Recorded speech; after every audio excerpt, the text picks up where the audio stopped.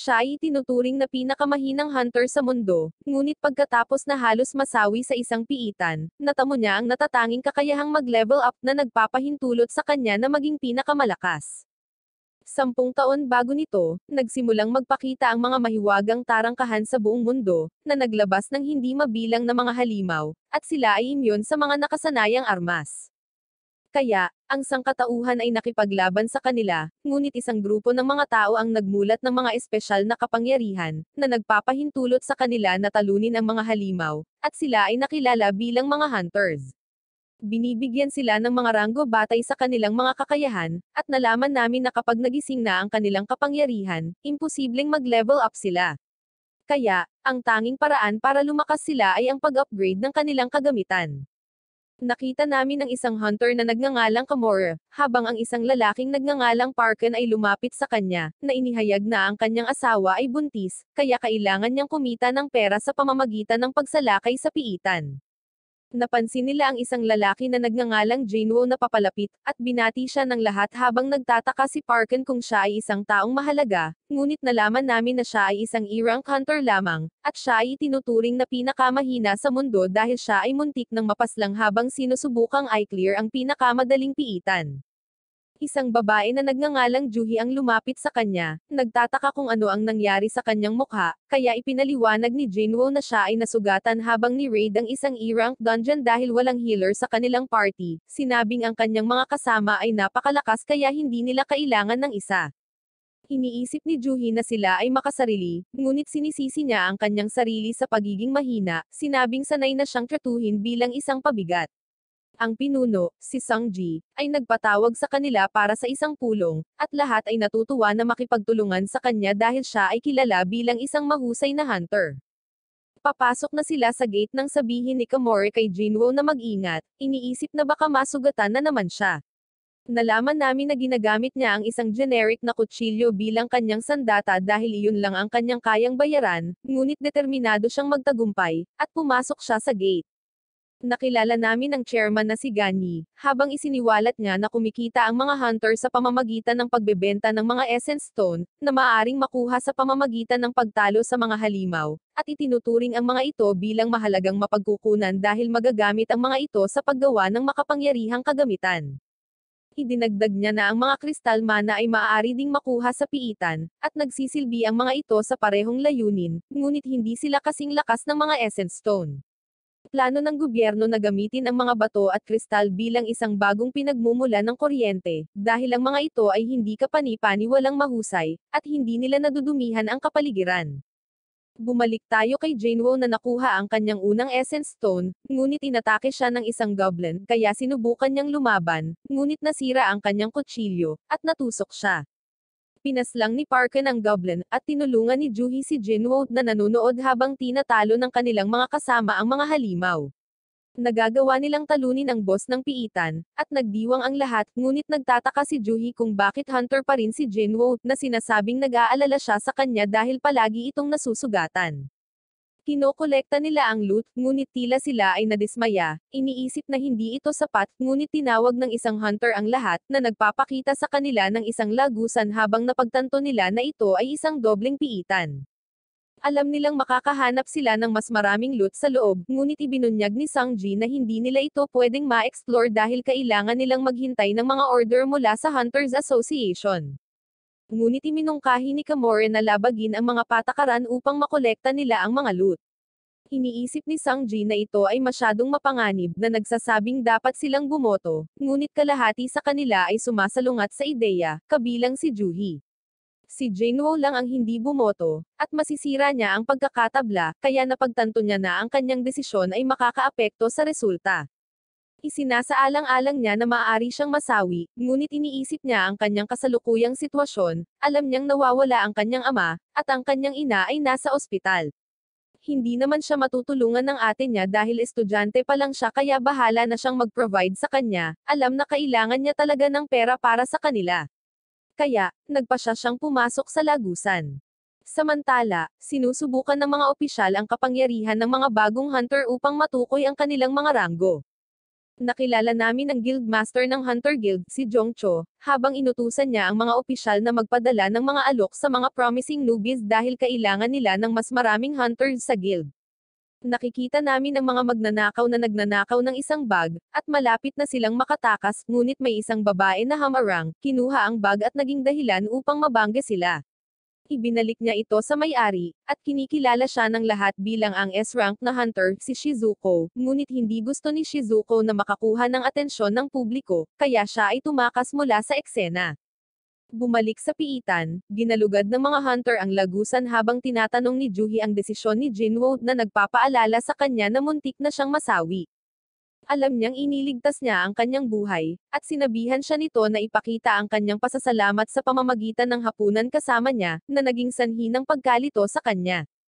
Sa sandaling iyon, nakakita sila ng isang pinto, iniisip na ang boss ay nasa loob, ngunit sa pagpasok nila dito, napagtanto nila na ito ay puno ng mga estatwa, at nakita ni Jinwoo ang isa sa kanila, napagtanto na ito ay mas malaki kaysa sa iba. Habang nagtataka ang lahat kung bakit walang mga halimaw, nakakita sila ng isang sinaunang tablet na nagbabanggit ng mga utos ng templo, at binasa ito ni Sangji, na naghahayag na sinasabi nito sa kanila na sambahin at purihin ang Diyos at patunayan ang kanilang pananampalataya sa Kanya, or sila ay hindi na makakalabas ng silid ng buhay. Ngunit sinabi ni Juhi na ang malaking rebulto ay tila nanonood sa kanila, at ang pinto ay biglang nagsara, na naging sanhi ng pagkataranta ng lahat. Sinubukan ng isang hunter na umalis na nagsasabing hindi sila dapat pumasok sa lagusan, ngunit isang estatwa ang umatake sa kanya, pinaslang siya sa isang iglap, at ang lahat ay nawalan ng pag-asa, nagtataka kung paano sila makakatakas. Iniisip ni Jinwoo na masyadong malakas ang mga estatwa para malagay sa D-rank dungeon, at tumingin siya sa malaking rebulto, na pagtantong pinagmamasdan sila nito. Naaalala niya kung paano siya palaging nasasaktan sa panahon ng kanyang mga pagsalakay, dahil hindi niya kayang makipagsabayan sa iba pang mga hunter, ngunit hindi siya sumuko, at natutunan niyang bawiin ang kanyang kahinaan sa pamamagitan ng pagmamasid sa lahat ng detalyado. Masasabi niyang nagkakaproblema sila, kaya sinabihan niya ang lahat na magtago habang ang estatwa ay nagpapaputok ng isang sinag ng enerhiya, na sinisira ang lahat ng nasa daan nito. Napagtanto ng lahat na ang kanilang buhay ay nasa panganib, at sinabi ni Sangji sa lahat na huwag gumalaw dahil maaari itong mag-trigger ng isa pang pag-atake. Nilapitan niya si Jinwoo, nagtataka kung paano niya naramdaman ang panganib. Ipinaliwanag niya na ito ay isang gut feeling lamang, ngunit napagtanto niya na nawalan ng braso si Sangji, at sinabi niya kay Jinwoo na tulungan siyang ihinto ang pagdurugo. Kaya, nilagyan siya ni Jinwoo ng mga benda habang binabanggit niya na pinaplano niyang humingi ng tulong kay Juhi, ngunit palagi siyang nababalisa kapag nakakaranas siya ng pressure, at ipinapaliwanag nito kung bakit sumasali lang siya sa madaling pagsalakay sa kabila ng pagiging isang B-rank killer. Ipinaliwanag ni Sangji na nakapunta na siya sa mga B-rank dungeon, ngunit hindi pa siya nakakita ng halimaw na kasing lakas ng estatwa, sa pag-aakalang kabilang ito sa isang S-rank dungeon. Naalala niya ang mga utos na nakasulat sa tablet, at iniisip ni Jinwoo na ang malaking rebulto ay Diyos. Alam ni Sangji na hindi sila makakalaban dito, kaya kailangan nilang gumawa ng paraan para makatakas. Ngunit binanggit ng isang hunter na hindi niya gustong masawi, at sumusugod siya ng may katawa-tawang bilis, ngunit inatake siya ng estatwa, na sinisira siya sa isang iglap. Napagtanto ni Jinwoo na maaari silang tapusin ito kung gugustuhin ito, at nagtataka siya kung bakit hindi ito umaatake sa kanila. Naalala niya ang nakasulat sa tablet, at tinanong si Sangji tungkol dito, kaya binanggit niya na ang unang utos ay ang pagsamba sa Diyos.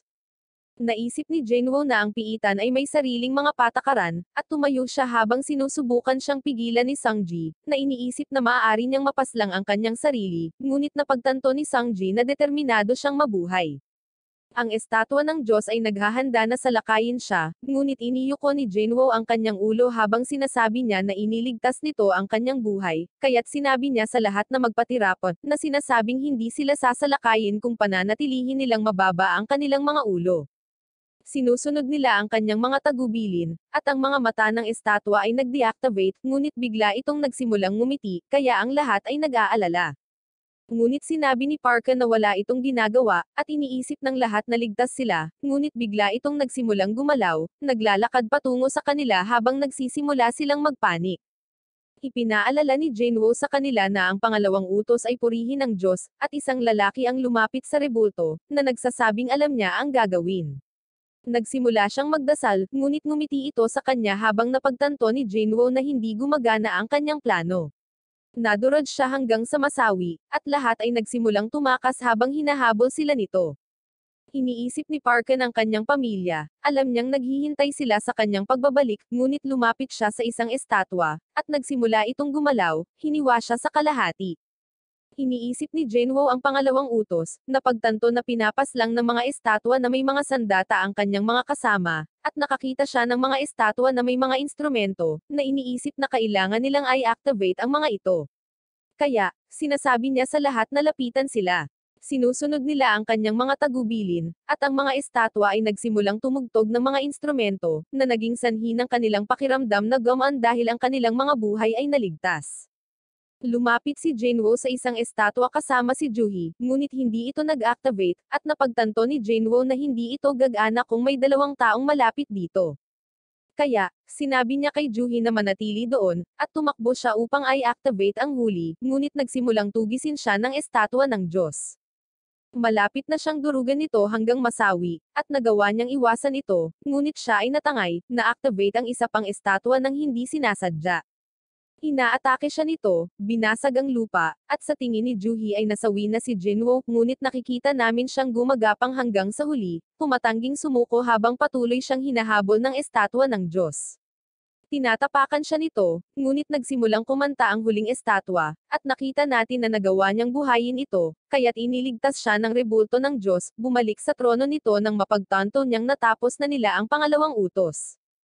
Nilapitan siya ni Juhi, ngunit napagtanto niya na nawala ang kanyang binti, kaya sinubukan niyang pagalingin siya, ngunit naabot niya ang kanyang limitasyon. Napagtanto ng lahat na nasawi na ang kanilang mga kasama, at sinisisi ni Kamore si Sangji sa lahat dahil siya ang pinuno ng grupo. Iniisip ng kanilang mga kasama na hindi patas si Kamore dahil iminungkahi niyang labagin ang mga patakaran, at sinimulan nilang sisihin ang isa't isa. Ngunit si Sangji ang may pananagutan dahil siya ang gumawa ng huling tawag. Biglang nagpakita ang isang altar, habang ipinaliwanag ni Jinwoo na ang ikatlong utos ay patunayan ang kanilang pananampalataya sa Diyos. Sa pag-aakalang kailangan nilang magsagawa ng sakripisyo ng tao upang mabuhay, sinabihan ni Kamore si Sangji na ayolay ang kanyang buhay dahil siya ang pinuno ng grupo, at sumang-ayon siya dito. Kaya't lumapit siya sa altar, ngunit biglang nagliyab ang apoy. Nataranta ang lahat, at sinabihan sila ni Jinwoo na tulungan siyang makarating sa altar dahil gusto niyang suriin ito. Habang papalapit sila dito, mas maraming apoy ang nagpapakita, at iniisip ni Jinwoo kung may darating para iligtas sila. Ngunit ipinaliwanag ni Sangji na ang gate ay malapit nang bumukas, kaya walang makakapagligtas sa kanila. Nalaman namin na ang isang gate ay nananatiling hindi aktibo sa loob ng 7 araw pagkatapos itong magpakita, ngunit pagkatapos ng panahong iyon, ang mga halimaw ay makakapasok sa mundo sa tinatawag na dungeon break. Kaya pinapapasok ang mga hunter sa gate upang pigilan itong mangyari sa pamamagitan ng pagkatalo sa boss ng piitan. Napagtanto ni Jinwoo na kung mabaygo sila, ang estatwa ng Diyos ay makakapasok sa kanilang mundo, kaya kailangan nilang i-clear ang piitan sa lahat ng paraan. Pinayuhan niya ang lahat na lumapit sa altar, at mas maraming apoy ang nagpapakita habang nag-a-activate ang altar na naging sanhi ng isang ring ng asol na apoy upang palibutan ito. Bumukas ang pinto habang iniisip ng lahat kung makakaalis na sila, ngunit nagsimulang gumalaw ang mga estatwa nang mawala ang asol na apoy. Nataranta ang lahat, ngunit napapansin ni Jinwoo na humihinto ang mga estatwa kapag tiningnan niya ang mga ito, at sinabi niya sa lahat na panatilihing nakabukas ang kanilang mga mata upang hindi makagalaw ang mga estatwa. Mukhang gumagana ito, ngunit ang isa sa kanila ay nataranta, at nagsimula siyang tumakbo palayo, na nagdulot ng pagkawala ng pulang apoy. Nagawa niyang lumabas ng silid, at lahat ay nagtataka kung ano ang nangyayari dahil ang utos ay upang patunayan ang kanilang pananampalataya. Sa tingin ni Jinwoo, ito ay isang bitag, ngunit ang isa ay tumakas, kaya't binalaan niya ang iba na magkakaroon sila ng mga blind spot kapag mas maraming tao ang umalis. Sa palagay niya ang asol na apoy ay nagsisilbing timer, at ang layunin ay mabuhay hanggang sa mawala ang mga ito. Pero alam ni Kamore na hindi siya sigurado dahil wala siyang ebidensya para suportahan ang kanyang teorya. Pinasalamatan siya ni Kamore sa pagtulong sa kanila na mabuhay, ngunit binanggit niya na may pamilya siyang naghihintay sa kanya, at nagpa siyang tumakas. Napagtanto ni Jinwoo na hindi nila mapipigilan ang lahat ng mga estatwa, at sinabi ni Sangji kay Juhi na tumakas kasama si Jinwoo, ngunit ang kanyang mga paa ay tumigil sa paggalaw dahil naubos na niya ang lahat ng kanyang lakas. Kaya sinabihan ni Jinwoo si Sangji na tumakas kasama niya, sinabing hindi siya makakatakas dahil iisa lang ang paa niya, at binigyan niya siya ng Essence Stone, na sinasabing gamitin niya ito para bumili ng hapunan. Ayaw ni Juhi na iwan siya, ngunit pinatulog siya ni Sangji at dinala siya palayo. Si Jinwoo na lang ang natitira, alam niyang hindi siya magkakaroon ng pagkakataon. Ngunit kumuha siya ng espada, nagpaplanong lumaban hanggang sa kanyang huling hininga, ngunit inatake siya ng mga estatwa, tinatangay siya, at nawalan siya ng braso. Tiniis niya ang isang malupit na pagpapahirap, at dumapo siya sa altar habang ang isang estatwa ay naghahanda upang hampasin siya. Napagtanto niya na ayaw niyang masawi, kaya nagsimula siyang umiyak ngunit nag-expire ang timer nang makatanggap siya ng mensahe ng system na nagtatanong sa kanya kung gusto niyang maging isang manlalaro. Nagising si Jinwoo sa isang ospital, napagtanto na ang kanyang katawan ay ganap na gumaling. Iniisip niya kung panaginip lang ba iyon, ngunit pumasok sa kanyang silid ang manager ng Hunter Association Surveillance Team na si Gildart. Ipinaliwanag ni Gildart na siya ay walang malay sa nakalipas na 3 araw, at iniisip niya kung ano ang nangyari kina Juhi at Sangji.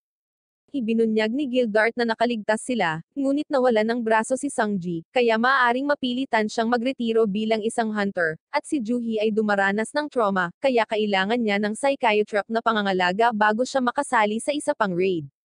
Ibinunyag niya na ang White Tiger Guild ay sumugod sa piitan dahil sila ay inalerto ng mga nakaligtas, ngunit hindi nila nakita ang mga estatwa, at si Jinwoo ay natagpuang nakahandusay sa lupa. Nakikita ito ng lahat na kakaiba, ngunit naniniwala sila na ang mga nakaligtas ay nagsasabi ng totoo dahil ang mga labi ng iba pang mga hunter ay natagpuan sa eksena. Iniisip ni Gildart na ang isang E-ranked hunter ay hinding-hindi makakaligtas sa insidente, kaya naniniwala siyang na-unlock ni Jinwoo ang isang bagong antas ng kapangyarihan sa pamamagitan ng Second Awakening. Naglabas siya ng gadget, ipinaliwanag na susukatin nito ang mahika ni Jinwoo, at nasa sabik siya, iniisip na lumakas siya. Ngunit habang hinahawakan niya ito, at nakita namin na ang kanyang score ay 10, na itinuturing na abysmal dahil kahit na ang pinakamahinang hunter ay nakakakuha ng score na 70. Kaya ipinaliwanag ni Gildart na sila ay nagkamali, at umalis sila sa silid na iniisip na siya ay kasing mahina ng isang sibilyan. Dismayado si Jinwoo sa resulta, ngunit nagtataka siya kung bakit hindi sila nagtanong tungkol sa screen, dahil nakikita niya itong lumulutang sa kanyang silid. Iniisip niya kung siya lang ba ang nakakakita nito, at sa sandaling iyon, dumating ang kanyang kapatid na si Jenna, na inihayag na nag-aalala ito sa kanya. Sinabi niya sa kanya na siya ay titigil sa pag-aaral, at kukuha ng trabaho upang hindi na siya maging isang hunter dahil palagi siyang napupunta sa ospital. Humingi si Jinwoo ng paumanhin sa ginawa niyang pag-aalala, at nagtanong siya tungkol sa screen, ngunit nalilito si Jenna dahil hindi niya ito nakikita. Tinanong ni Jinwoo kung paano niya tinitingnan ang kanyang mga mensahe sa mga video game, at sinabi niya sa kanya na kailangan lang niyang buksan ang kahon ng mensahe. Kaya binanggit ni Jinwoo ang kahon ng mensahe, at kinikilala ng system ang kanyang utos na nagpapaalam sa kanya na mayroon siyang pang-araw-araw na quest. Iniisip niya kung paano siya naging manlalaro, at nagpa siya si Jenna na hayaan siyang magpahinga habang binabasa niya ang kanyang mga abiso, napagtanto na idinisenyo ang system para tulungan siya, ngunit makakatanggap siya ng parusa kung hindi siya sumunod. Tinatanggap niya ang pang-araw-araw na quest, at binibigyan siya ng system ng isang simpleng gawain sa pag-eehersisyo, na nagbabala sa kanya na makakatanggap siya ng parusa kung siya ay mabaygo. Ngunit naisip ni Jinwoo na imposibleng makumplito ito dahil nasa ospital pa siya, kaya nagpa siyang umidlip. Samantala, si Gildart ay nagulat kay Ganyi, na ipinaalam sa kanya na si Jinwoo ay hindi sumailalim sa Second Awakening. Binanggit ni Ganyi na ang kaso ay puno ng mga misteryo, sa pag-aakalang marami pa silang kailangang matutunan tungkol sa mga piitan, kaya nagpa silang lagyan ng label ito bilang isang espesyal na kaso, na mangangailangan ng karagdagang pagsusuri. Inutusan ni Jongcho si Shizuko na maging instructor sa isang B-rank raid, na sinasabing magsisilbi itong praktikal na pagsasanay para sa mga bagong recruit. Sa tingin ni Shizuko ay hindi siya bagay para sa papel, ngunit sinabi niya sa kanya na kailangan lang niyang lumaban, at lahat ay matututo mula sa kanyang halimbawa. Ibinunyag ni Jongcho na ang Hunters Guild ay isa sa pinakamalaki sa bansa, ngunit wala sila kung ikukumpara sa pinakamahusay na guild sa mundo. Alam niyang hindi mababago ang ranggo ng isang hunter, ngunit sa palagay niya ay maaari silang mapabuti sa pamamagitan ng paggawa sa kanilang mga kakayahan sa pakikipaglaban. Natutulog si Janewoo sa kanyang kama, ngunit ang timer para sa quest ay nag-expire, at ipinaalam sa kanya ng system na siya ay nabigo sa kanyang quest. Kaya't nagsimulang manginig ang lupa, dahilan upang magising siya, at natagpuan niya ang kanyang sarili sa gitna ng disyerto, iniisip kung nananaginip ba siya. Ngunit nakatagpo siya ng isang higanteng alupihan, habang sinasabi sa kanya ng system na mabuhay ng 4 na oras, kaya natarante siya, at nagsimula siyang tumakas habang hinahabol siya ng halimaw. Ngunit mas maraming alupihan ang nagpapakita, at kalaunan ay napagod siya. Malapit na siyang kainin, ngunit nag-expire ang timer, kaya bumalik siya sa ospital habang ipinapaalam sa kanya ng system na nakumpleto na niya ang penalty quest. Ngunit sa huli ay bumagsak siya, at ang mga nurse ay pumasok sa kanyang silid, nagtataka kung ano ang nangyari sa kanya. Tumungo tayo kay Juhi, dahil iniimbitahan siyang sumali sa isang D-rank raid, ngunit tumanggi siya dahil hindi pa rin siya nakaka-recover. Nalaman niya na si Janewoo ay nasa ospital, kaya nagpa siyang bisitahin siya, ngunit narinig niya ang mga nurse na nagrereklamo tungkol sa kanyang pag-uugali, na iniisip na siya ay balisa dahil kagagaling lang niya, ngunit hindi siya tumitigil sa pagsasanay. Nagpapahinga si Jinwoo, at nalaman namin na sa tuwing nakukumpleto niya ang isang pang-araw-araw na quest, ganap na gumagaling ang kanyang katawan, at nakakakuha siya ng mga puntos ng kakayahan, na magagamit niya upang mapataas ang kanyang mga istatistika. Nalaman namin na mayroon siyang screen ng inventaryo, at maaari siyang matuto ng mga kasanayan, ngunit sa palagay niya ay kakaiba ang kanyang sitwasyon dahil pakiramdam niya ay naglalaro siya ng video game. Bumalik siya sa kanyang silid kung saan ipinahayag niya na nakakakuha siya ng isang random na loot box kapag nakumpleto niya ang isang pang-araw-araw na quest. Binuksan niya ito, dahilan upang magpakita ang isang susi, dahil binanggit ng system na magagamit niya ito para ma-access ang isang instance dungeon sa isang subway. Nalilito siya dahil hindi niya alam kung ano ang instance dungeon, ngunit sa tingin niya ang susi ang magdadala sa kanya sa isang kaganapan na makakatulong sa kanya na lumakas. Bumisita si Jinwoo sa kanyang ina sa ospital, at sa isang pagbabalik-tanaw mula sa 4 na taon na ang nakaraan, biglang nag-collapse ang kanyang ina, kaya dinala nila ito sa doktor. Ipinaliwanag niya na siya ay nagdurusa sa isang pambihirang kondisyon na kilala bilang eternal sleep disease na umiral nang magpakita ang mga gate. Ito ay sanhi ng patuloy na pagkakalantad sa mana, ngunit ito ay hindi magagamot, kaya nagpa silang bigyan siya ng suporta sa buhay.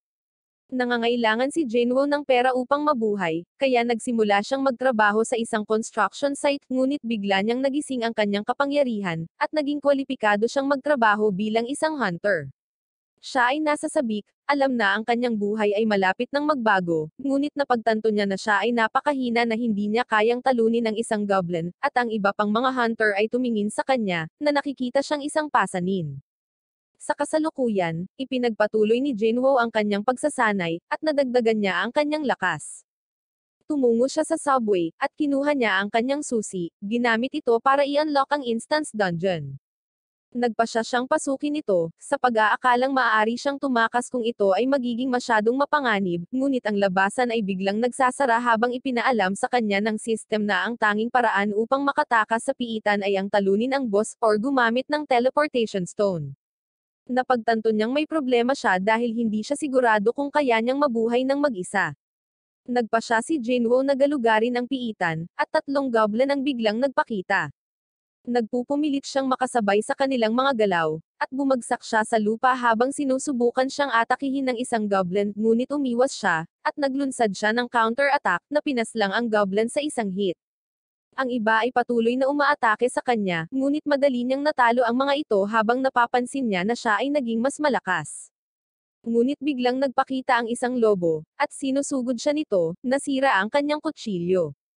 Napagtanto niya na ito ay mas malakas kaysa sa mga goblins, at ang kanyang mga binti ay nagsimulang manginig nang mapagtanto niya na siya ay natatakot. Ang lobo ay sumugod, at ito ay namamahala sa pagkakamot sa kanya, at napagtanto niya na wala siyang kasamang manggagamot, kaya siya ay masasawi kung siya ay magdusin ng isang malaki na pinsala.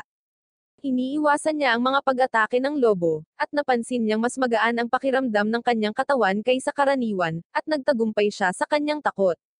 Buong lakas niyang sinuntok at pinatumba ang lobo, at napagtanto niya na nagawa niyang saktan ito dahil nakatuon siya sa pagpapabuti ng kanyang lakas. Ngunit naka-recover ang lobo, at sinunggaban siya nito, kaya sinubukan niyang pigilan ito gamit ang kanyang mga kamao, ngunit napagtanto niya na hindi na gumagana ang kanyang mga pag-atake, kaya nagsimula siyang tumakbo palayo, na iniisip na wala siyang pagkakataon dahil wala siyang sandata. Ngunit sa sandaling iyon, naalala niya na may nakita siya sa kanyang inventaryo, kaya binuksan niya ito, at kumuha siya ng magic sword habang tinutulak siya ng lobo. Ngunit inaatake niya ito, hiniwa ito sa kalahati. Nagtataka siya kung bakit nasa inventory niya ang espada dahil alam niyang kay Gamora iyon, at masyadong mahal iyon para sa kanya. Ngunit nagpasya siyang huwag isipin ang tungkol dito, at sinabi niyang gumaling na ang kanyang mga sugat. Ngunit dalawa pang lobo ang nagpakita, habang napagtanto niya na ang kanyang espada ay nakaipit sa lupa.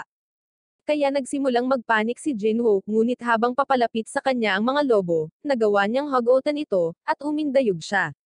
Ngunit nahuli ito ng lobo, kaya sinipa niya ito, dahilan para hamina ang pagkakahawak nito, at hiniwa niya ang ulo nito.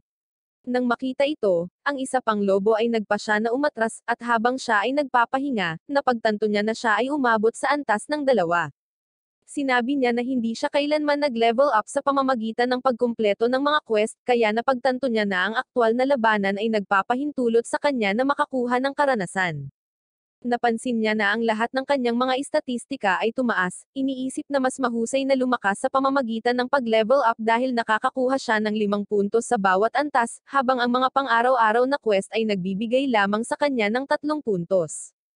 Ngunit napagtanto ni Jinwoo na natalo niya ang 5 halimaw, sa pag-aakalang hindi siya dapat madala, at tumitingin siya ng mga mahiwagang hiyas. Ngunit nakahanap siya ng isang item sa halip. Sinasabi sa kanya ng system na na-unlock niya ang isang tindahan, at sinubukan niyang bumili ng isang bagay, ngunit napagtanto niya na hindi niya magagawa dahil masyadong mababa ang kanyang antas. Nagpasya siyang ibenta ang item na nagpapahintulot sa kanya na kumita ng 20 ginto, ngunit nagtataka siya kung magkano ang halaga nito sa cash sa pag-aakalang ito ay hindi gaano kalaki dahil tila siya ay nasa isang E-rank na piitan. Nagtataka siya kung paano niya makiklear ang piitan dahil hindi niya alam kung saan hahanapin ang teleportation stone, at sa tingin niya ay hindi siya sapat na malakas para talunin ang boss. Ngunit sa palagay niya ay maaring magkaroon siya ng pagkakataon kung patuloy siyang mag-level up, at nakakatagpo siya ng isang grupo ng mga lobo, ngunit hindi siya natatakot sa kanila. Siya ay sumusugod, itinaas ang kanyang espada at pinapaslang ang mga ito habang papalapit sila sa kanya. Napapalibutan siya, ngunit hindi siya naabala, at pinaslang niya silang lahat na nagpapahintulot sa kanya na mag-level up. Napagtanto ni Jinwoo na malapit nang mabali ang kanyang espada, ngunit alam niya na ang mga armas ay magastos, at natutuwa siya na tapos na ang laban. Sinuri niya ang kanyang inventaryo, at napagtanto niya na nakuha na niya ang teleportation stone, ngunit nagpasya siyang manatili sa piitan dahil gusto niyang talunin ang mga halimaw upang lumakas, sa pag-aakalang mawawala ang mga ito kung mag-teleport siya palayo. Si Jinwoo ay tumungo ng mas malalim sa piitan, pinaslang ang mga halimaw sa daan, habang napapansin niyang nagiging mas madali ang kanyang mga laban. Nalaman namin na maaari niyang masuri ang antas ng halimaw sa pamamagitan ng pagtingin sa kulay ng pangalan nito. Ang mga halimaw na may puting pangalan ay mas mahina kaysa sa kanya, habang ang mga may pulang pangalan ay mas malakas. Alam niyang umuunlad siya dahil ang mga lobo noon ay may pulang pangalan, ngunit ngayon ay puti na. Nararamdaman niya ang presensya ng boss, at hindi siya sigurado kung kaya niya itong talunin, ngunit nagpasya siyang labanan pa rin ito. Narating niya ang isang latian, at nakita niya ang isang nilalang na sumusugod sa kanya sa hindi kapani-paniwalang bilis. Sinusubukan niyang harangan ito, ngunit napaatras siya, at napagtanto niyang nabali ang kanyang espada. Nagpapakita ang isang malaking ahas, habang binabanggit ni Jinwoo na ang kulay ng pangalan nito ay orange, kaya ito ay may parehong antas sa kanya. Napagtanto niyang nababalot ng kaliskis ang katawan nito kaya walang silbi ang espada niya laban dito. Sinusubukan nitong atakihin siya, at nagawa niyang umiwas, ngunit iniisip niya kung paano niya ito matatalo. Sinimulan siya nitong habulin, at nagpupumilit siyang iwasan ang mga pag-atake nito, ngunit tinamaan siya nito ng buntot nito, na tinatangay siya ng hangin. Isang tren ang malapit nang bumangga sa kanya, kaya mabilis siyang tumakbo palayo, at halos hindi niya ito naiwasan. Sa palagay niya ay hindi pa rin siya sapat, iniisip kung gaano siya kahirap magtrabaho upang takasan ang kanyang buhay na patuloy na pangungutya. Patuloy siyang nakikipagpunyagi laban sa ahas, habang naaalala niya na siya ay itinuturing na pinakamahinang hunter sa mundo, sa pag-aakalang ang mahina ay palaging walang kapangyarihan laban sa malakas, kaya determinado siyang maging mas malakas. Sinugod niya ang ahas, iniiwasan ang pag-atake nito at itinusok ang kanyang espada sa kaliskis nito. Sinubukan nitong atakihin siya, ngunit iniiwasan niya ito, at tumalon siya sa hangin habang sinusubukan siyang kainin ng ahas. Ngunit bigla siyang nawala, at napagtanto ng ahas na nakakapit siya sa katawan nito. Ginamit ni Jinwoo ang kanyang lakas para durugan ang kaliskis nito, at tila nasasaktan ito, kaya iniuntog siya nito sa isang haligi, ngunit hindi niya ito binitawan. Buong lakas niyang idiniin ang leeg ng ahas na naging sanhi ng pagdugo nito. Habang patuloy niyang hinihigpitan ang kanyang hawak, naubusan ng dugo ang ahas, at bumagsak ito sa lupa habang ipinapalam ng system kay Jinwoo na natalo na niya ang boss. Nakatanggap siya ng isang makapangyarihang punyal bilang gantimpala, kasama ang isang bote ng laso ng ahas, sa pag-aakalang nakakatakot ang mga epekto nito dahil permanenteng binabawasan nito ang lakas upang mapataas ang depensa. Nang matalo ang boss, bumalik ang piitan sa orihinal nitong estado, at umalis si Jinwoo sa subway, iniisip kung saan nagpunta ang lahat. Lumapit sa kanya ang isang sundalo, sinabi sa kanya na bawal ang mga sibilyan sa lugar, ngunit nakita siya ng sundalo na may dalang espada, na pagtantong hunter siya. Kaya humihingi siya ng paumanhin sa pagiging walang galang, sinabing sasamahan siya nito sa lugar. Napansin ni Jinwoo na ang lungsod ay nawasak, at sinabi ng sundalo sa kanya na nagkaroon ng dungeon break, ngunit lahat ng mga halimaw ay hinarap maliban sa boss. Nararamdaman niya ang isang malakas na presensya, at nakikita namin ang isang malaking golem na nakikipaglaban sa isang grupo ng mga hunter, habang pinapanood sila ng mga sibilyan mula sa malayo. Ang mga hunter ay nakikipagpunyagi laban sa golem dahil ang depensa nito ay napakatibay, kaya kahit na ang kanilang pinakamalakas na pag-atake ay hindi gumagana. Dumating si Jinwoo, at napansin niyang mahina sila dahil karamihan sa kanila ay E-rank lamang.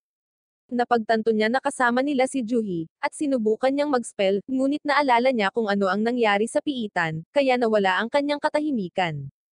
Napagtanto ni Jinwoo na hindi pa rin niya naaalis ang trauma nito, at nagpasya siyang tulungan sila, alam niyang nakikipaglaban sila sa isang D-rank na boss na mas mahina kaysa sa natalo niya. Malapit nang matalo ang mga hunter, ngunit inilunsad ni Jinwoo ang kanyang espada ng may hindi kapani-paniwalang lakas, at tinamaan nito ang golem, na lumilikha ng pagkakataon para sa iba pang mga hunter na gumagamit ng pagkakataong alisin ito.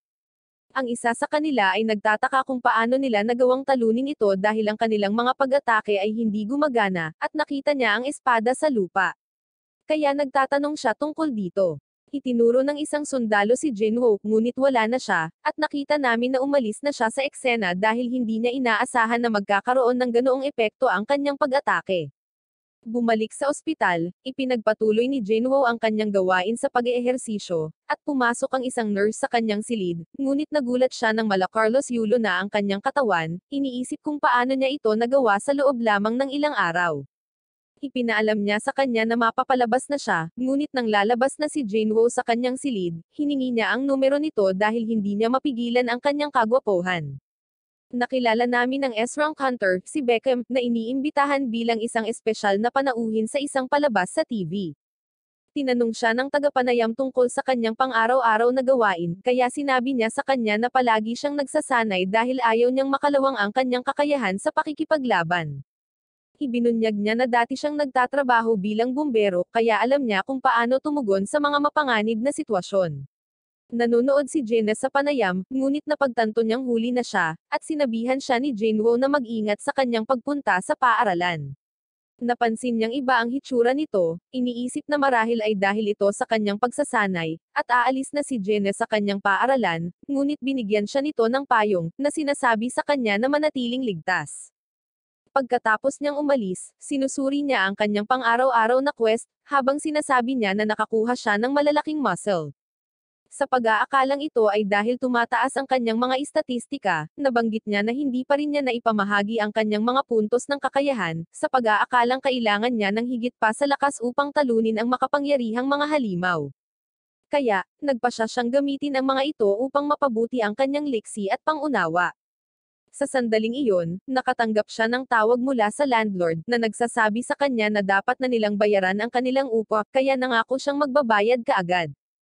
Alam niyang mas lumakas siya, kaya sa tingin niya ay kikita siya ng mas maraming pera sa pamamagitan ng pagsalakay sa mga piitan. Ngunit nabanggit niya na mahirap makahanap ng magandang trabaho dahil nasa ipa rin ang kanyang ranggo. Iniisip niyang sumailalim sa muling pagsusuri, sa pag-aakalang ito ay magpapahintulot sa kanya na itaas ang kanyang ranggo at kumita ng mas maraming pera, ngunit ito ay makakaakit ng labis na atensyon, alam na ang kanyang kaso ay hindi karaniwan. Kaya, siya sa huli ay nagpasya laban dito. Nagulat siya nang makakita siya ng mataas na sweldong trabaho para sa mga rank E na hunter, kaya nagmamadali siyang pumunta sa lokasyon at tinapos ang kanyang pang-araw-araw na quest sa daan. Nakilala niya ang isang hunter na nagngangalang Danzo, na nagpapaliwanag na ang kanyang partido ay mayroon lamang 6 na miyembro, at kailangan nila ng 8 tao upang makapasok sa C-rank dungeon. Kaya, kumukuha sila ng mga hunter upang punan ang mga puwang, ngunit binanggit ni Danzo na hindi ibabahagi si Jinwoo sa mga laban dahil hindi niya lalabanan ang mga halimaw. Ngunit, babayaran nila siya ng malaking komisyon para sa pagsali sa kanila. Tinanggap ni Jinwoo ang trabaho, at inutusan siya ni Danzo na dalhin ang kanilang mga bagahe, ngunit nagtataka siya kung bakit walang healer ang party. Kaya, sinabi sa kanya ni Danzo na sanay na sila sa pakikipaglaban ng walang isang healer. Napag-alaman niyang kakaiba ito, at binasa niya ang kontrata, napagtanto na hindi sila mananagot sa anumang mangyayari sa kanya sa piitan, ngunit pinirmahan pa rin niya ito. Lumapit sa kanya ang isang D-rank na hunter na nagngangalang Eugene, na isiniwalat na tinanggap din niya ang trabaho, at lahat ay humanga sa kanyang kagamitan, iniisip na siya ay mula sa isang mayamang pamilya. Naghahanda silang pumasok sa gate habang napapansin ng lahat na mukhang napakalaki nito, ngunit ipinaliwanag ni Jinwoo na hindi mahalaga ang laki ng gate, at inuuri ito ng Hunter Association batay sa dami ng magic power na ipinalalabas nito. Pumasok sila sa gate, at napagtanto nila na ang piitan ay masyadong madilim, kaya ang salamangkero na si Kiwan ay nagpaliwanag sa lugar, na nagpapahintulot sa kanila na makita kung ano ang nasa loob. Ngunit sinabi ni Jinwoo na ipinapaalala nito sa kanya ang templo dahil ito ay itim, at walang halimaw na humaharang sa kanilang dinadaanan. Habang papasok sila ng malalim sa piitan, may naririnig silang mga halimaw na paparating, kaya lahat ay naghahanda para sa labanan. Ngunit napapaligiran sila ng mga siwang, kaya nataranta sila, iniisip kung saan manggagaling ang mga halimaw.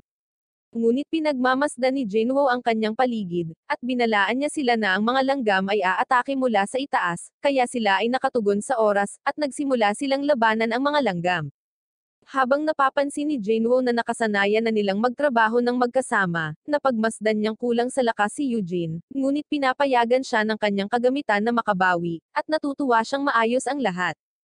Pero aminado si Jinwoo na nadismaya siya dahil napakadali ng trabaho. Nagagawa nilang talunin ang mga langgam, at nagsimula silang maghanap ng mga mahiwagang hiyas, habang nagtataka si Danzo kung paano nahulaan ni Jinwoo kung saan manggagaling ang mga langgam. Binanggit niya na ito ay isang gut feeling lamang, at sinabi ni Kiwan na ang mga langgam ay may mga marka ng kagat na iniisip na sila ay inatake ng isang malakas na halimaw. Masaya si Eugene na nakapaslang siya ng halimaw, na inihayag na ito ang kanyang unang misyon, kaya binilhan siya ng kanyang ama ng mamahaling kagamitan. Ngunit binalaan siya ni Jinwoo na mag-ingat dahil nararamdaman niyang may mali. Sa White Tiger Guild, nakikita namin ang mga hunter sa gym kapag may napansin silang pagsabog, ngunit pinananatili nila ang kanilang kalmadong sarili dahil nangyayari ito sa lahat ng oras, alam na ang kanilang guildmaster ay nagsasanay lamang. Nakita namin na si Beckham ay sinira ang isang napakalaking butas sa isang malaking bato, ngunit binanggit niya na ito ay hindi sapat para sa isang warm-up na inutusan ang kanyang mga nasasakupan na linisin ito. Bumalik kami sa piitan habang patuloy na dinadala ni Jinwoo ang mga bagahe para sa grupo, ngunit sa tingin niya ay kainahinala ang party ni Danzo dahil wala silang healer sa kabila ng kanilang mahusay na pagtutulungan. Nakikita nila ang mga sugatang langgam sa daan, iniisip na dapat nasa malapit ang boss monster. Habang lumalalim sila sa piitan, narating nila ang isang lugar na napapalibutan ng mga kristal mana, sa pag-aakalang yayaman sila. Binasa ni Eugene ang kontrata ni Jinwoo, at ipinaliwanag niya na ang mga kristal ay hindi binibilang bilang mga samsam, kaya dapat tumanggap si Jinwoo ng bahagi nito. Sumang-ayon si Danzo sa kanya, ngunit inihayag niya na binabantayan ng boss ang mga kristal, at alam nilang magsasara ang piitan pagkatapos itong matalo. Kaya, iminumungkahi niya ang pagmimina ng mga kristal bago nila ito harapin, alam na natutulog pa ito. Ngunit ipinaliwanag ni Danzo na iniwan nila ang kanilang mga tol sa pagmimina, kaya kailangan nilang umalis sa piitan upang makuha ang mga ito. Iniwan nila sina Eugene at Jinwoo sa loob, at inutusan ni Danzo si Kiwan na harangan ang landas, kaya ginamit niya ang kanyang mahika, na nagdulot ng pagsabog, na hineranggan ang pasukan. Napagtanto ni Jinwoo na sila ay pinagtaksilan, habang naaalala niya na binalaan siya ni Sang Ji na ang bilang ng krimen para sa pagsalakay sa piitan ay mataas dahil walang paraan upang malaman kung ang isang hunter ay pinaslang sa isang piitan. Sinisisi ni Eugene ang kanyang sarili sa pakikipag-usap tungkol sa kontrata, ngunit alam ni Jinwoo na ang partido ni Danzo ay nagbabalak na tapusin sila sa simula pa lang. Lumapit sa kanila ang gagamba, at nangako si Eugene na paprotektahan si Jinwoo na nabanggit na ang gagamba ay mas malakas kaysa sa mga halimaw na natalo niya sa ngayon. Naniniwala si Jinwoo na wala siyang laban dito, ngunit naalala niya ang kanyang encuentro sa estatwa ng Diyos, alam niyang walang halaga ang gagamba kumpara rito, kaya sinabihan niya si Eugene na tumalikod habang naghahanda siyang labanan ang boss monster. Nagtataka ang kasama ni Danzo kung bakit ginagamit nila ang gagamba para maalis sina Jinwoo at Eugene, kaya ipinaliwanag niya na ayaw niyang ipagsapalaran na gisingin ito. Sa tingin niya ay matutulog na ito pagkatapos nitong kainin ang mga ito, at ibinunyag niya na may maliit na daanan sa itaas ng kuweba, na nagpaplanong gamitin ito para makabalik, habang binabanggit niya na hindi na makakaligtas pa sila Jinwoo at Eugene. Naisip ni Eugene na hindi magkakaroon ng pagkakataon si Jinwoo dahil isa lang siyang E-rank na hunter, ngunit tumanggi siyang umatras na iniisip na sapat na ang kanyang lakas para talunin ito. Si Jinwoo ay sumusugod, umaatake ng may napakabilis na bilis, at nagulat si Eugene nang makita ito. Ngunit tumungo muna tayo kay Ganyi, habang sinasabi niya kay Gildart na pagod na siya dahil sa kanyang mga pagpupulong, kaya niyaya siya ni Gildart sa isang sparring match, sa pag-aakalang makakatulong ito sa kanya upang makapagpahinga. Tinanggap niya ito, sinasabing wala na siya sa kanyang kagalingan, ngunit nang magsimula na sila sa pagsasanay, nagpupumilit si Gildart na tamaan siya, at humarap siya sa isang mapangwasak na suntok, na nagpapahintulot sa kanya na manalo sa laban. Nagpapasalamat si Gildart kay Ganyi para sa kanyang patnubay, na nagsasabi na siya ay kamangha-mangha dahil siya ay napakalakas para sa kanyang edad. Sinabi niya kay Gildart na bumuti ang kanyang mga galaw, pinayuhan siyang huwag pabayaan ang kanyang pagsasanay dahil makakatulong ito sa kanya na makaligtas sa mga mapanganib na sitwasyon. Bumalik tayo kay Jinwoo, habang sinusubukan niyang putulin ang mga binti ng gagamba, ngunit napagtanto niya na ang baluti nito ay masyadong matigas, at nabanggit niya na ang mga pag-atake nito ay mapanganib na iniisip na maaari siyang mapaslang sa isang hit.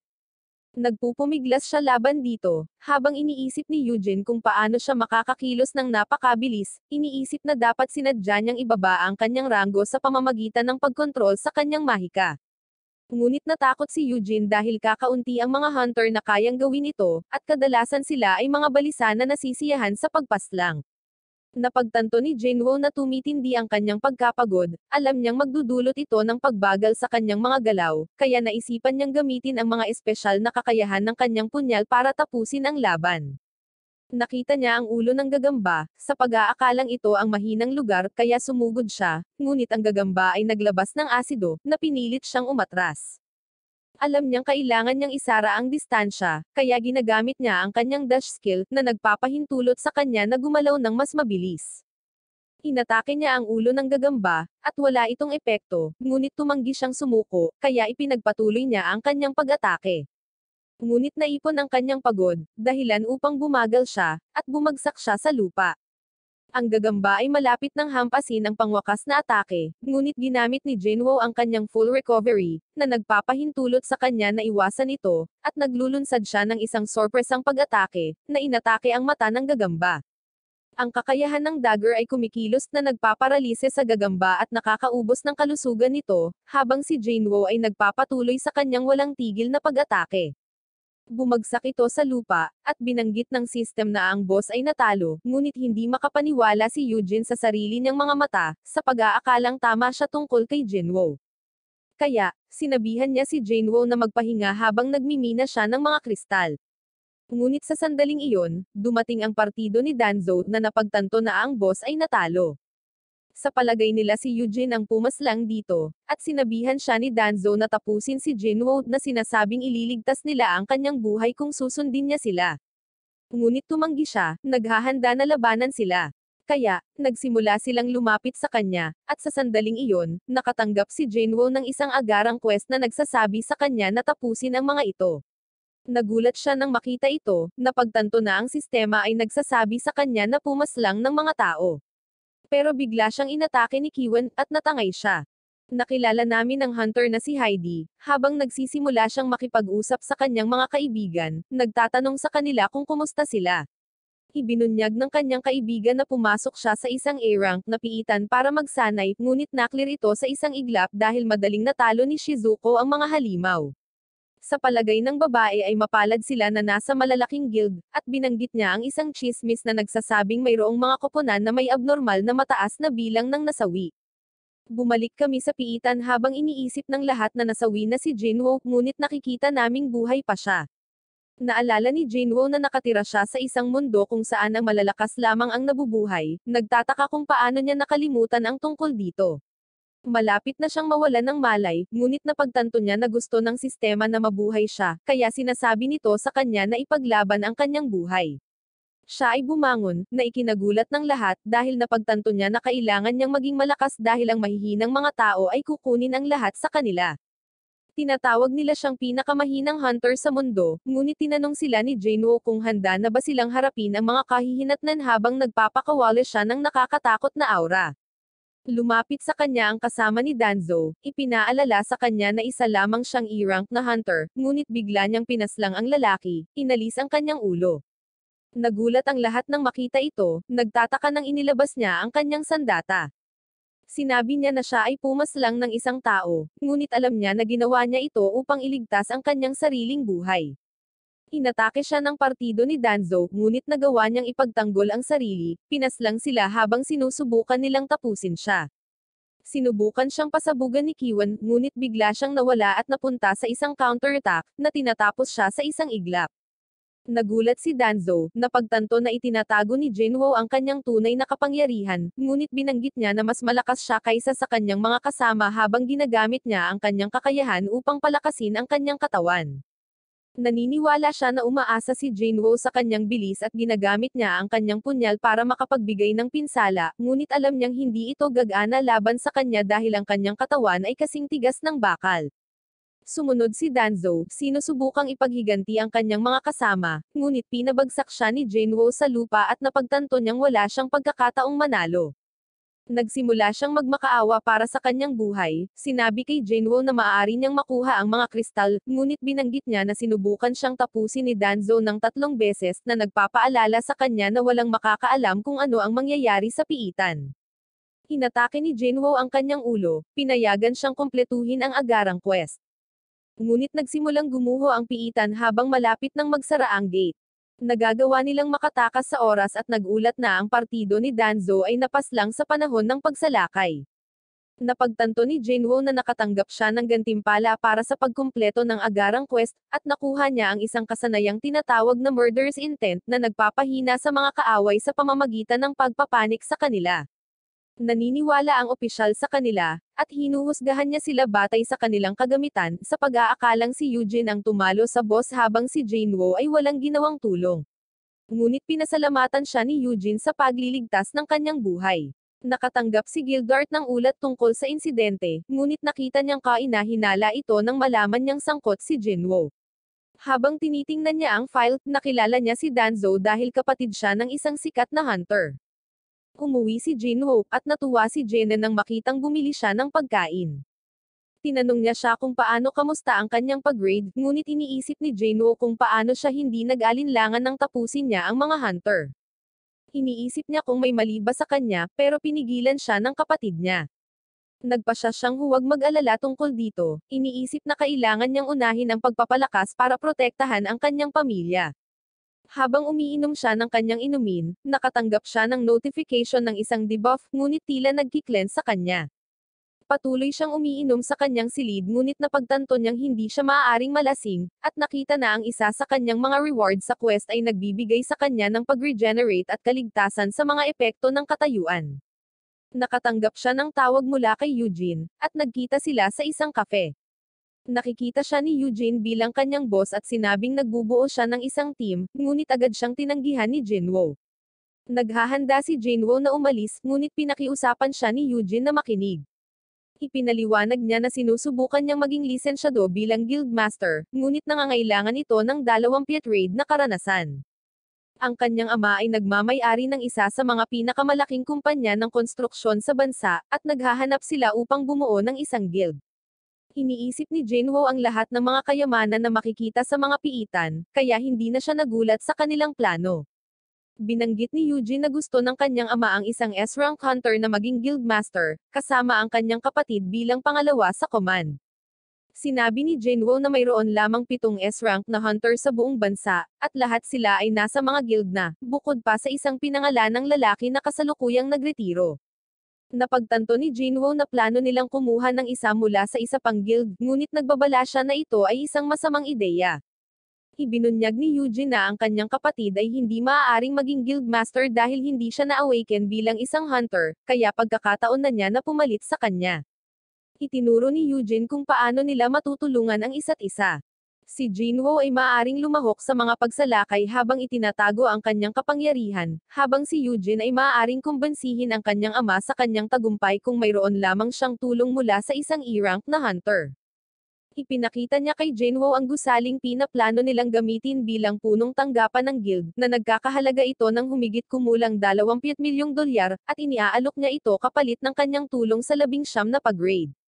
Isinasaalang-alang ni Jinwoo ang alok, ngunit iniisip niya na dahil siya lang ang taong maaaring mag-level up, sa kalaunan ay maaabot niya ang S-rank, kaya ang 20 milyon ay magiging wala kapag dumating ang oras na iyon, at sa huli ay tinanggihan niya ang alok.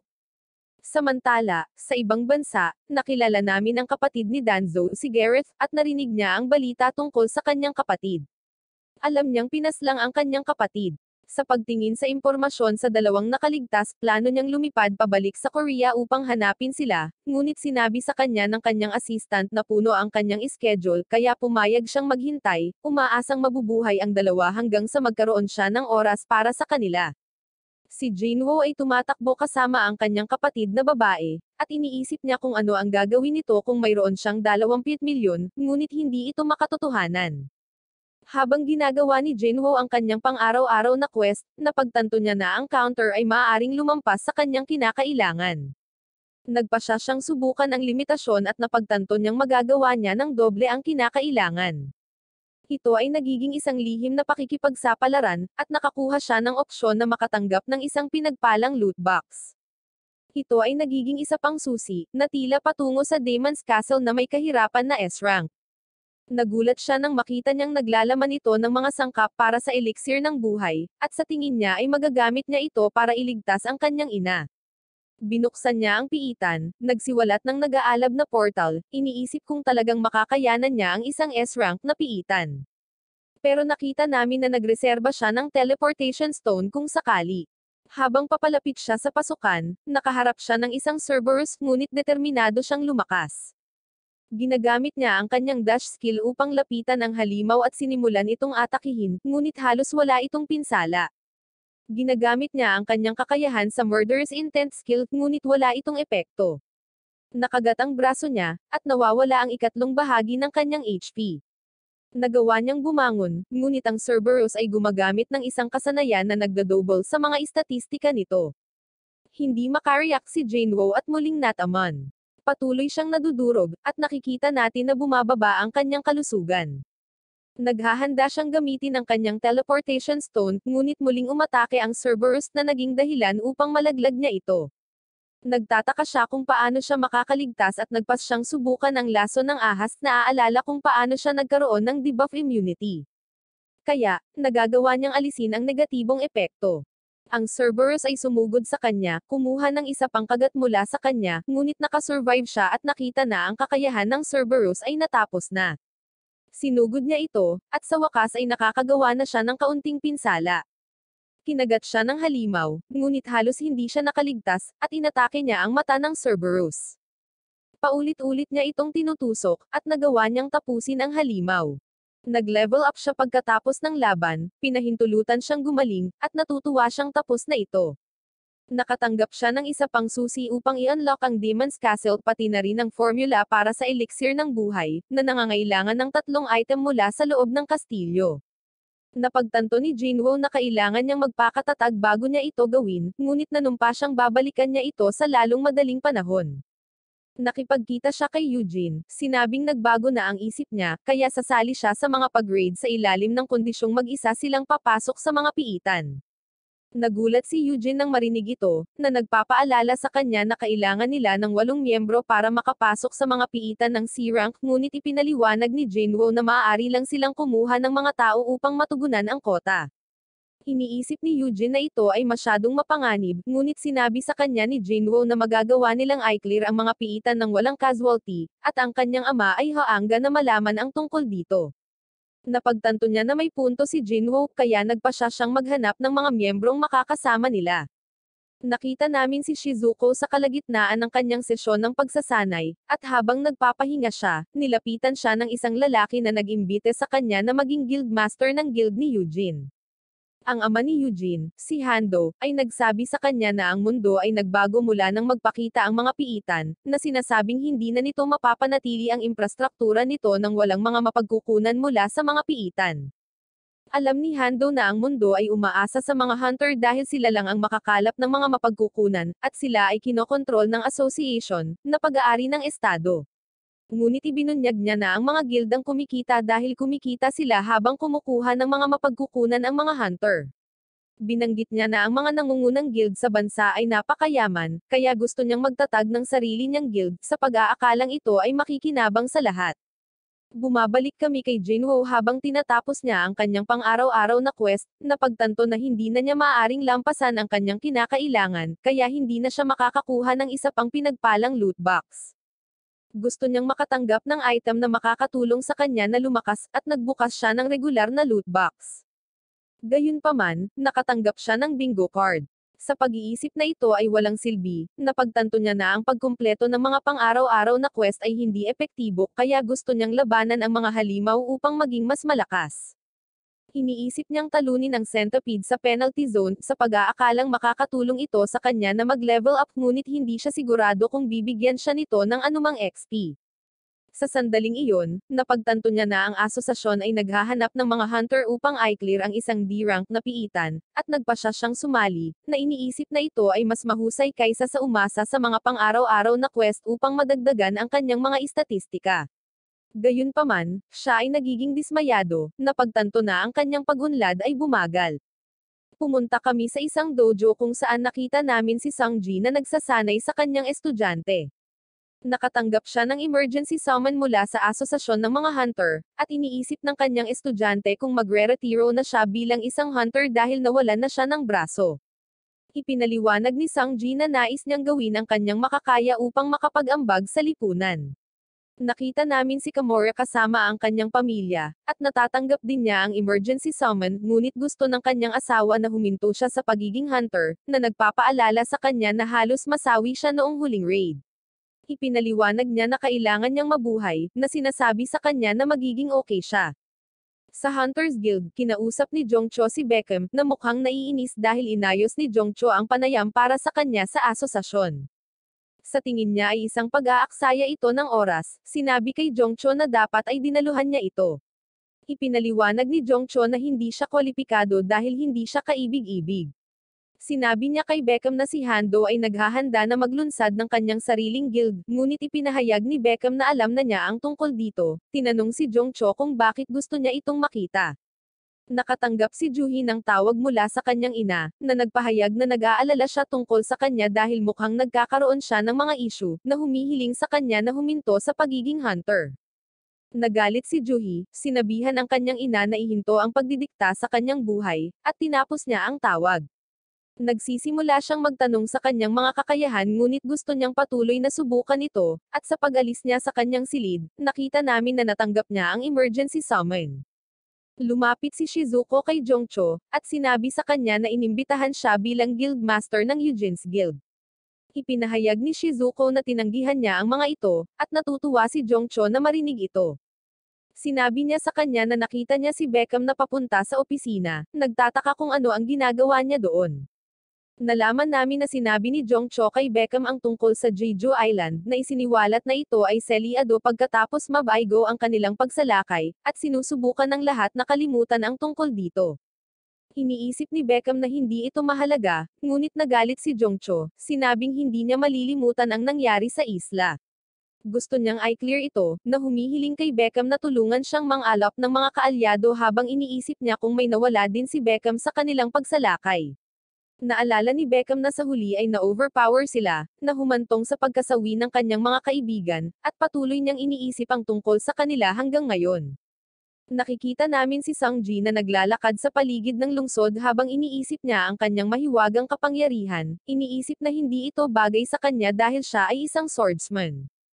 Habang nasa daan, nakasalubong niya si Jinwoo, na pagtanto na gumaling na ang kanyang binti. Nagtataka si Sangji kung ano ang nangyari sa kanya. Ipinaliwanag ni Jinwoo na gumaling na ang kanyang binti nang magising siya, kaya naisip ni Sangji na isang mataas na manggagamot ang nagpagaling dito. Masaya siyang makita si Jinwoo, ngunit napagtanto niyang hindi na nabawi ni Sangji ang kanyang braso, kaya nalungkot siya. Pero sinabi sa kanya ni Sangji na okay lang, at napagtanto nilang magkatrabaho sila. Pumunta sila sa portal kung saan nakita nila sina Juhi at Kamora kasama ang isa pang lalaki na sumama sa kanila noong huling pag-raid nila. Masaya si Juhi na makita sila, ngunit tumahimik ang mga lalaki dahil nahihiya sila sa kanilang ginawa, alam nilang isinakripisyo nila si Jinwoo para iligtas ang kanilang mga sarili. Napagtanto ni Juhi na iba ang hitsura ni Jinwoo, at natutuwa siya na nakarecover ito. Ngunit sa sandaling iyon, isang van ang dumating, at 3 bilanggo ang sumama sa kanila. Ibinunyag ng opisyal na sila ay ipinadala ng asosasyon upang i-clear ang piitan dahil walang sapat na mga hunter sa lugar. Tinitiyak niya sa lahat na hindi sila magdudulot ng gulo dahil ang B-rank na hunter na si King ay magbabantay sa kanila, sa pag-aakalang dapat niyang tapusin ang mga ito kung hindi sila makikipagtulungan. Nakita sila ni Jinwoo na kainahinala, na sinabihan si Juhi na huwag sumali sa raid, ngunit sinabi niya sa kanya na sasali siya dahil gusto niyang manatili sa kanya. Inalis ni King ang mga posas ng mga bilanggo, ngunit binalaan sila na tatapusin niya sila kung kikilos sila ng masama. Nag-iisip siya kung sino ang gaganap bilang pinuno ng raid, at sinabi ni Jinwoo kay Sangji na gawin ang papel. Pinasalamatan niya si Jinwoo sa pagtitiwala sa kanya, sinisisi ang sarili sa nangyari sa huling raid, dahil binanggit niya na nakaligtas lang sila dahil kay Jinwoo. Kaya, pinasasalamatan niya si Jinwoo sa pagliligtas ng kanilang buhay, at tumungo sila sa portal, handang harapin ang hinaharap. Inaatake sila ng mga goblins, ngunit madaling tinapos sila ng mga bilanggo, at iniisip ni Sangji kung sila ba ang mga tunay na halimaw. Madali ring tinapos ni Jinwoo ang mga goblins, at napapansin ni Juhi kung paanong hindi na niya kailangan pang pagalingin siya. Patuloy silang naggalugad sa piitan at dumating sila sa daanan na may 3 butas. Iminumungkahi ni King na dapat silang maghiwalay, at nagpasya siyang dalhin ang mga bilanggo sa isa sa mga landas ngunit sinabihan silang muling magsama-sama kung mahanap nila ang silid ng boss. Gayunpaman, salamat sa pangunawa ni Jinwoo, nasasabi niya kung aling landas ang patungo sa boss.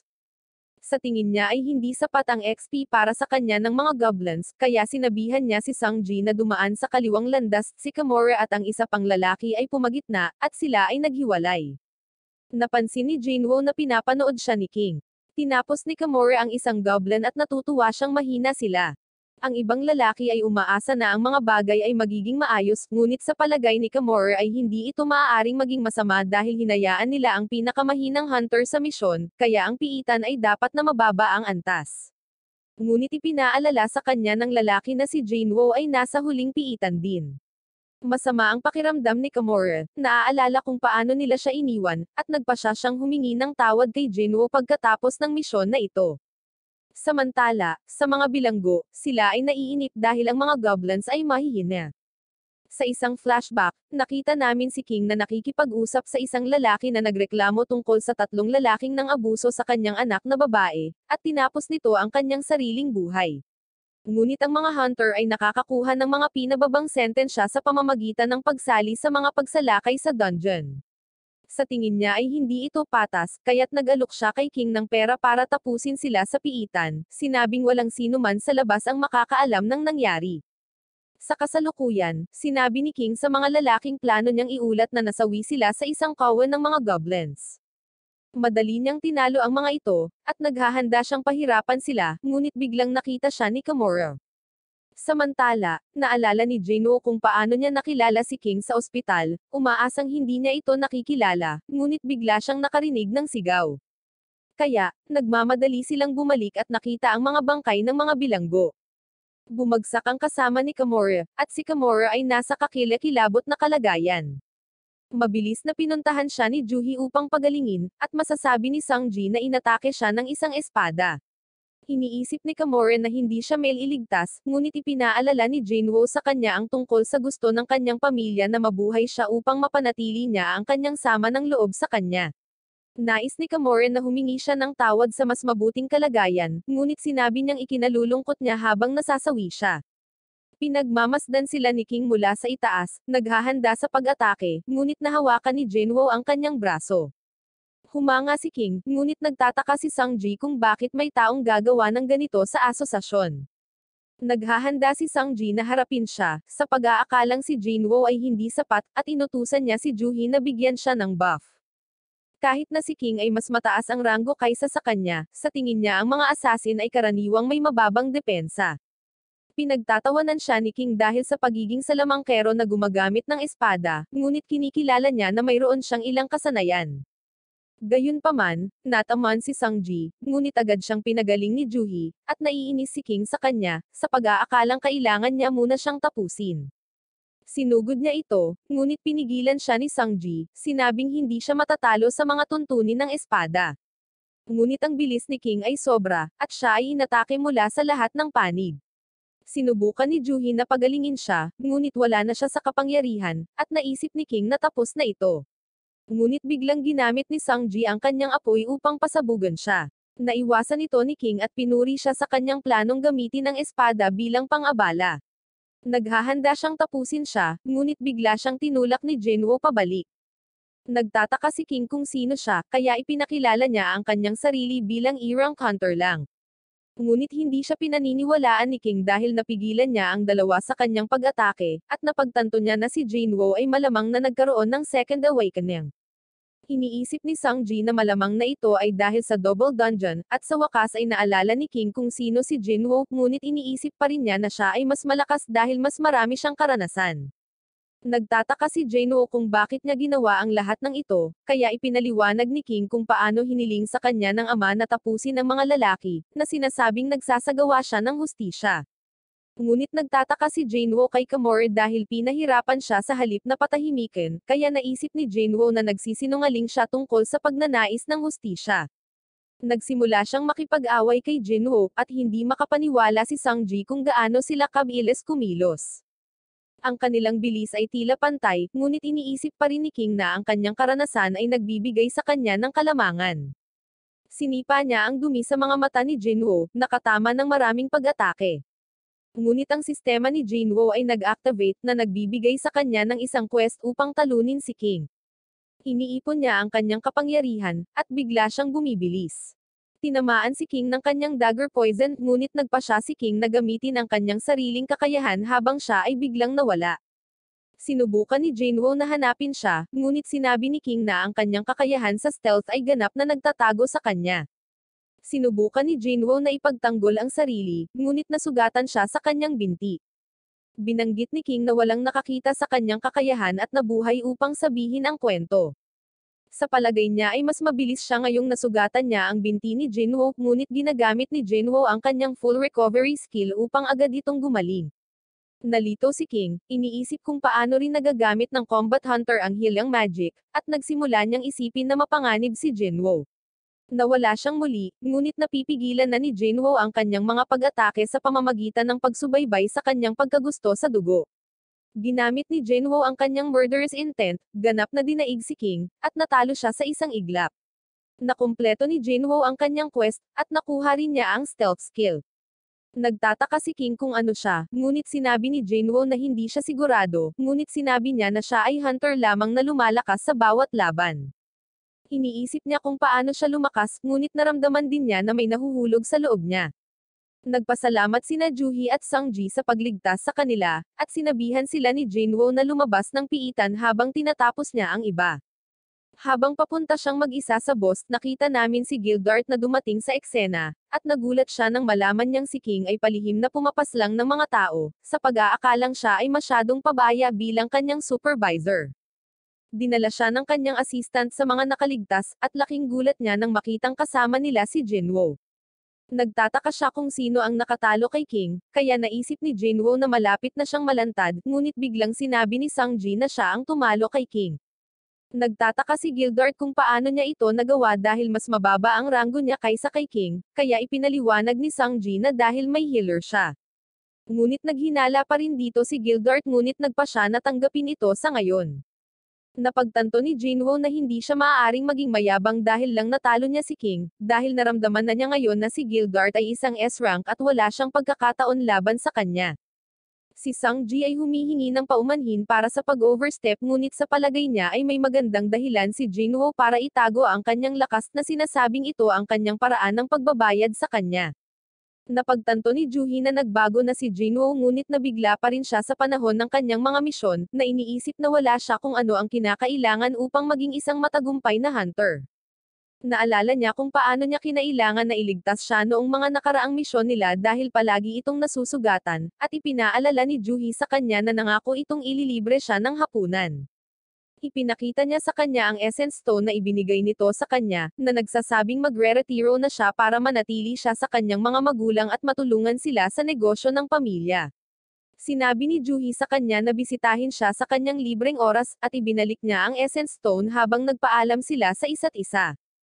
Naalala ni Jinwoo na binalaan siya ni Gildart na mag-ingat dahil hinahanap siya ng kapatid ni Danzo. Nakilala niya si Gareth bilang isang S-rank hunter, at sinabi ni Gildart sa kanya na walang pakialam si Gareth sa mga katotohanan, sinabing pupunta siya para sa kanila dahil kasama nila si Danzo noong siya ay napaslang. Ipinaliwanag ni Gildart na ang batas ay walang kapangyarihan laban sa S-rank hunters dahil sila ay masyadong makapangyarihan, kaya pinayuhan niya si Jinwoo na umalis ng bansa kasama ang kanyang pamilya, na ginagawang mapagtanto ni Jinwoo na kailangan niyang lumakas para ipagtanggol ang kanyang sarili. Pagkaraan ng ilang oras, nakita namin si Jinwoo kasama si Eugene habang naghahanda silang salakayin ng isang S-rank dungeon. Ibinunyag ni Eugene na nag-assemble siya ng isang team, na nagpapaliwanag na pinili niya ang mga hunter na talagang walang silbi dahil hindi na nila kailangan pang lumaban. Napagtanto ni Jinwoo na nag-recruit siya ng isang minor, ngunit ipinaliwanag ni Eugene na hindi ito mahalaga, at isang babae na nagngangalang Sanya ang lumapit sa kanya, na nagsasabing siya ay kwalipikadong magtrabaho bilang isang hunter. Kaya, nagsimula siyang magtanong sa kanya, at nalaman namin na siya ay isang E-rank hunter na walang anumang karanasan sa pag-raid.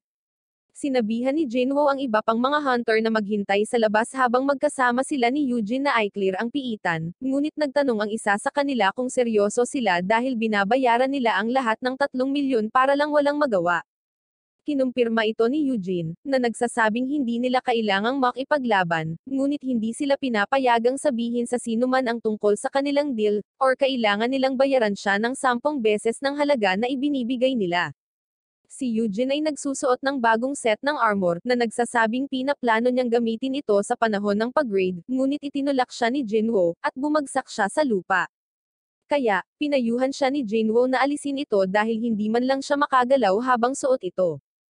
Pumasok sila sa gate, ngunit iniisip ng lahat na wala sila sa tamang isip, iniisip na hindi sila makakaligtas dahil sila ay mga hunter na mababa ang ranggo.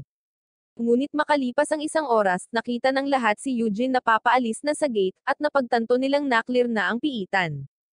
Hindi sila makapaniwala, nagtataka kung paano nila natalo ang boss monster.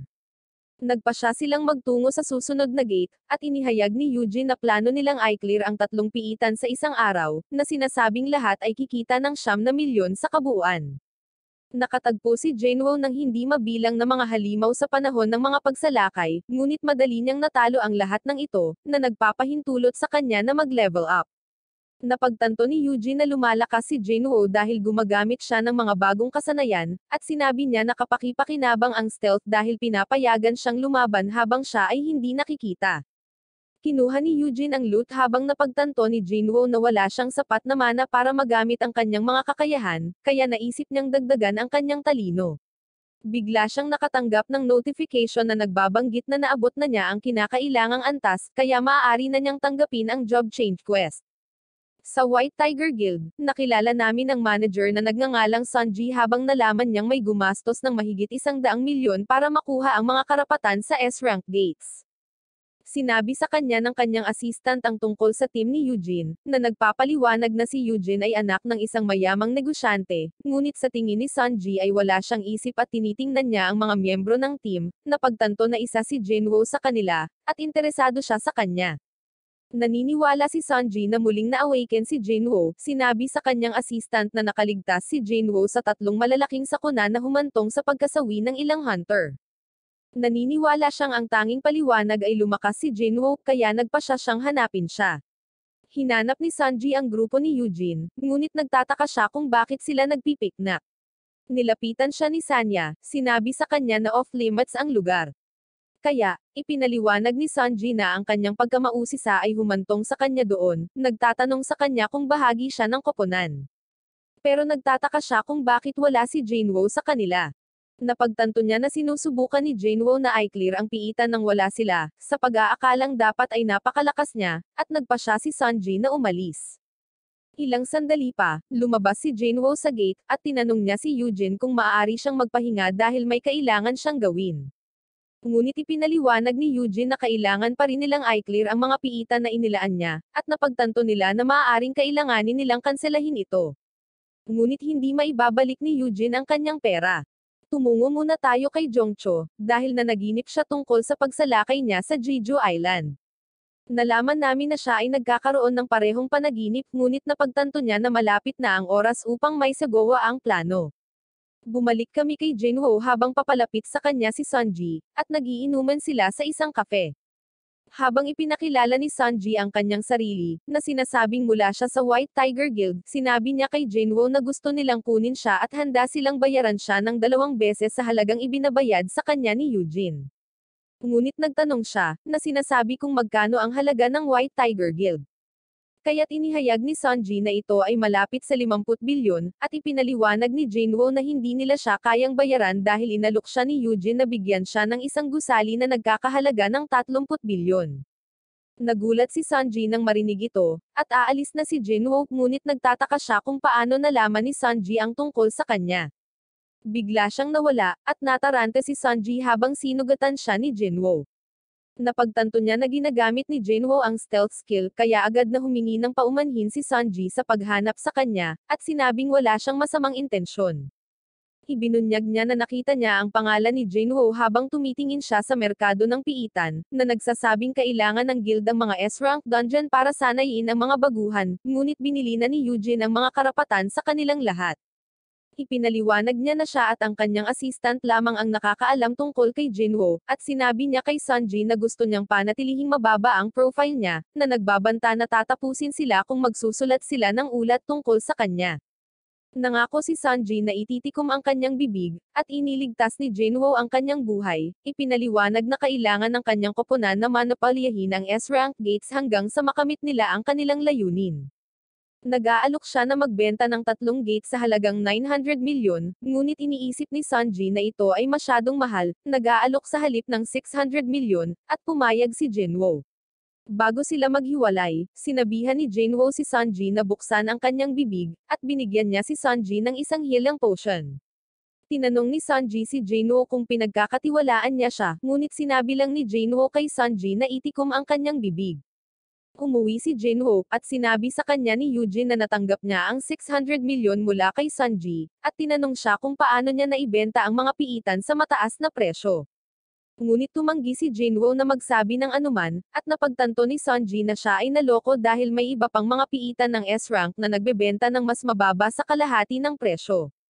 Nakatanggap siya ng mensahe mula kay Jinwoo na nagbabanggit na kakalimutan niya na hinanap siya ni Sunji, at napagtanto ni Sunji na quits na sila ngayon. Umalis si Jinwoo sa lungsod, at pumunta siya sa isang kagubatan kung saan plano niyang tapusin ang job change quest. Sinabi niya na binigyan siya ng oras upang magpas siya, iniisip na ang quest ay magiging mahirap, ngunit tinatanggap niya pa rin ito, at may lumabas na portal. Kaya pinasok niya ito habang iniisip kung ano ang naghihintay sa kanya sa loob. Napagtanto niya na ang piitan ay masyadong mapayapa, ngunit ang sistema ay nagpapaalam sa kanya na hindi siya maaaring gumaling habang siya ay nasa loob at hindi siya maaaring umalis hanggat hindi niya nakiklear ang piitan. Isang kabalyero ang lumapit sa kanya, kaya nilabas niya ang kanyang punyal, at nagawa niyang makatama, ngunit wala itong nagawa. Kaya't sinubukan niyang gamitin ang kanyang kakayahan upang mapunta ang isang kritikal na tama, ngunit ang kanyang punyal ay hindi makatusok sa baluti nito, at napagtanto niya na ang kanyang sandata ay walang silbi laban dito. Kaya ginagamit niya ang kanyang mga kamay, at nagagawa niyang alisin ang ulo nito, pinapas lang ito sa isang iglap. Ngunit biglang nagpakita ang isang grupo ng mga kabalyero. Tumungo tayo kay Eugene, habang kumakain siya ng hapunan kasama ang kanyang pamilya. Nalaman namin na sinusubukan ng kanyang kapatid na si Yusen na magtatag ng isang guild, ngunit hindi siya makahanap ng isang S-rank hunter na mamumuno dito. Kaya iniisip niya ang tungkol sa pag-recruit ng mga hunter mula sa ibang bansa. Alam niyang sinusubukan din ni Eugene na magsimula ng isang guild ng palihim, kaya sinabihan niya si Eugene na huwag hamarang. Ngunit pinili niyang huwag magsalita ng anuman, iniisip na magugulat ang kanyang kapatid na malaman ang tungkol kay Jinwoo. Ginagamit ni Jinwoo ang kanyang malupit na lakas para talunin ang mga kabalyero, at napapansin niyang napapagod na siya. Ngunit bigla siyang nakaramdam ng presensya, kaya kinuha niya ang kanyang sandata at tinusok niya ang isang asasin, napagtanto na mayroon silang kakayahan sa stealth. Isang salamangkero ang biglang umatake sa kanya, ngunit hindi ito tumama at napagtanto niya na ang mga kalaban sa piitan ay katulad ng mga nakalaban niya noong nakaraan. Alam niyang magiging mahirap ang pakikitungo sa kanila dahil may iba't ibang kahinaan sila, at nabanggit niya na kailangan niya ng mas mataas na talino upang makitungo sa mga salamangkero. Kaya't nagpupumiglas siya laban sa kanila, at napagtanto niya na nagsisimula ng mamuo ang kanyang pagkapagod. Ngunit nagawa pa rin niyang talunin ang mga ito, at napagtanto niyang naghulog sila ng sandata. Kaya't nagpasya siyang isuot ito, napagtanto na hindi ito nakikita at hindi nito pinipigilan ang kanyang mga paggalaw. Napansin niya na ang kanyang pagkapagod ay na-recover, kaya nagpasya siyang magpatuloy ng mas malalim, at nakita niya ang isang napakalaking pinto. Kaya binuksan niya ito, iniisip na malapit na niyang makilala ang boss. Pumasok siya sa silid ng trono, kung saan naramdaman niya ang isang malakas na presensya habang nagpapakita ang Knight Commander na nagngangalang Igris. Napagtanto niya na ito ay mas malakas kaysa sa kanya, iniisip na ito ay hindi katulad ng mga kalaban na natalo niya sa ngayon. Bigla itong sumulpat, at nagawa niyang iwasan ang pag-atake nito, ngunit nabasag nito ang haligi sa likod niya. Umindayog si Igris, at sinubukan niyang harangan ito, ngunit pinalipad siya nito, at patuloy siyang hinahabol ni Igris habang nagpupumilit siyang makasabay sa mga galaw nito. Sinusubukan niyang lumaban, ngunit umiiwas ito sa kanyang mga pag-atake, at nagawa niyang makatama, ngunit wala itong nagawa. Umatake pabalik si Igris, at sinubukan niyang depensahan ito, ngunit nagawa nitong madaig siya, itinulak siya pabalik. Sinabi ni Jinwoo na maaari niyang pantayan ang bilis ni Igris, ngunit hindi siya mapapantayon sa lakas nito, at ang kanyang punyal ay walang silbi laban sa baluti nito. Kaya iniisip niya kung paano niya ito matatalo. Sa palagay niya ay hindi siya mananalo kung wala ang kanyang sandata, ngunit nagpasya siyang gumamit lang ng kamao. Itinapon ni Igris ang kanyang mga sandata, na gustong lumaban ng patas. Nakita namin si Ganyi sa kanyang opisina habang sinasamahan siya ni Gildart na sinasabi sa kanya na handa na si Jongcho, at si Ganyi ay nakatanggap ng tawag mula kay Jongcho, na nagpahayag na ang kanyang grupo ay handa nang umalis. Nagpasalamat siya kay Ganyi sa pag-aproba sa misyon, at ipinaliwanag ni Ganyi na hindi nakakalimutan ng publiko ang tungkol sa Jeju Island, na sinasabi sa kanya na mag-ingat. Bumalik kami kay Jinwoo habang pinaghahampas siya ni Igris sa lupa at itinapon. Tiniis niya ang isang malupit na pagpapahirap, at sinabi niya na siya ay nasawi na kung hindi dahil sa kanyang baluti, na iniisip na ang tanging paraan upang talunin si Igris ay upang palakasin ang kanyang bilis. Kaya't ginamit niya ang kanyang kasanayan sa dash at inatake niya si Iger sa lahat ng mayroon siya, ngunit nagawa nitong iwasan ang kanyang mga pag-atake, at ito ay tumututol, inilulunsad siya sa hangin at pinabagsak siya sa lupa.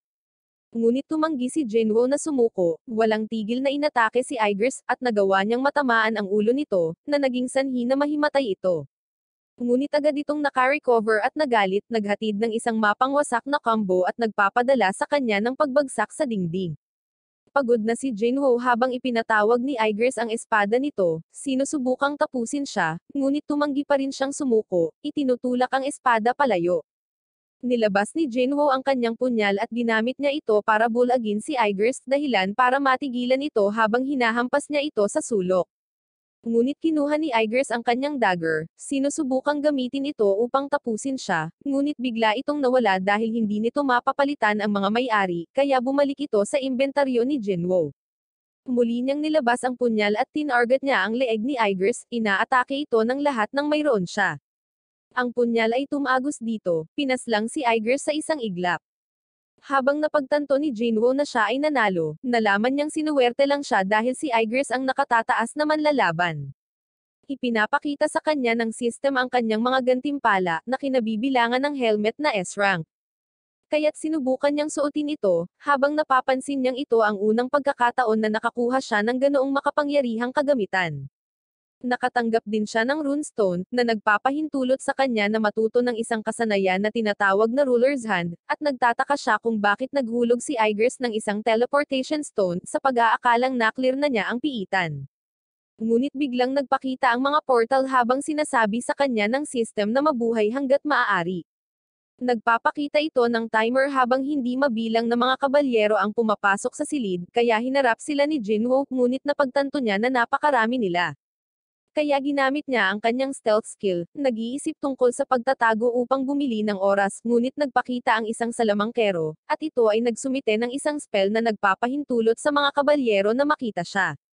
Malapit na siyang matamaan, kaya ginamit niya ang kanyang murderous intent na nagpabigla sa mga kabalyero, at tinapos niya ang iba. Ngunit napagtanto niyang nauubusan na siya ng mana. Nagpupumilit siyang lumaban, napagtanto na siya ay nakaligtas lamang sa loob ng 5 minuto, at iniisip niya ang tungkol sa paggamit ng teleportation stone. Ngunit isang kabalyero ang biglang umatake sa kanya, dahilan para malaglag niya ito. Siya ay pinalipad at iniisip na kung wala ang teleportation stone, ang tanging paraan upang mabuhay ay ang magpatuloy sa pakikipaglaban. Ginagawa niya ang kanyang makakaya laban sa mga kabalyero, ngunit mababa ang kanyang lakas, kaya hindi niya magagamit ang kanyang mga kakayahan. Halos wala na siyang HP, ngunit tumanggi siyang sumuko at patuloy na lumaban. Gayunpaman, naabot niya ang kanyang mga limitasyon at bumagsak sa kanyang mga tuhod. Iniisip niya ang tungkol sa pagsasabi sa kanya ng kanyang mga kasama na sapat na ang kanyang nagawa, at nakikita niya ang kanyang dating pagkatao, iniisip na dapat siyang maging masaya sa kung gaano kalayo ang kanyang narating. Samantala, sa asosasyon, nalaman namin ang tungkol sa nakaraang pagsalakay sa Jeju Island. Ito ay isang kakilakilabot na kabiguan kung saan maraming buhay ang nawala, na nagpilat sa lahat ng mga hunter na nakaligtas. Ngunit iniisip ni Ganni na ito ay isang bagay na kailangan nilang pagtagumpayan, kung hindi, lahat sila ay masisira. Si Jinwoo ay patuloy na nagpupumiglas, at ang kanyang sarili ay nagsasabi sa kanya na bagaman siya ay maaaring nag-iba ng hitsura, siya pa rin ang parehong E-rank na hunter, na nagsasabi sa kanya na alamin ang kanyang lugar. Si Jinwoo ay pinabagsak sa lupa, at isang kabalyero ang lumapit para tapusin siya, ngunit napansin niya na malapit nang mag-expire ang kanyang pang-araw-araw na quest. Makakatanggap siya ng parusa sa hindi pagkumpleto nito at na-teleport sa penalty zone sa tamang oras. Ginagamit niya ang tindahan para bumili ng potion para mabawi ang kanyang stamina, ngunit bigla siyang napalibutan ng mga higanteng alupihan. Gayunpaman, sinusugod niya sila, determinadong lumakas pa. Nagagawa niyang talunin silang lahat, nakakuha ng maraming antas, at mayroon siyang 10 minutong natitira sa lugar.